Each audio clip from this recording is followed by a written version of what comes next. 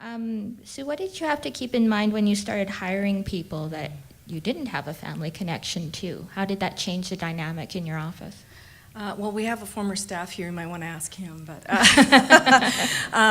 so I think, well, when Dean and I started, it was just the two of us. We started in a business center, so the administrative stuff was held centrally by the company, and so we were happy to work 7 days a week, and for about $1.50 an hour back in those days. When we hired our first staff person, the first thing we had to do was create HR policies, because suddenly this person needed, proper vacation and sick days and benefits and overtime and all that kind of stuff.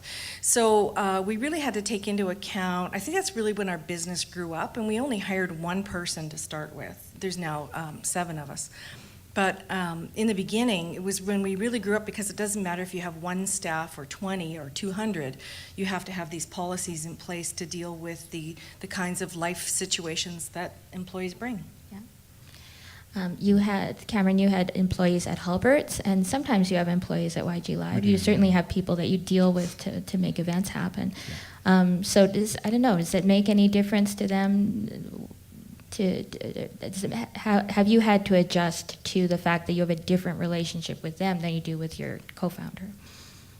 Yeah, I think with us, we realized that we had to unlock some of the knowledge that we had in our heads, and document processes and document ways of doing things that both Chris and I had developed sort of ad hoc as we were building both businesses, and documenting that. So we had in the first business, we had a really good training manuals that we had to develop, and of course we had to do the whole HR policies and, well, how come you can't work 80 hours a week? I'm working 80 hours a week, right?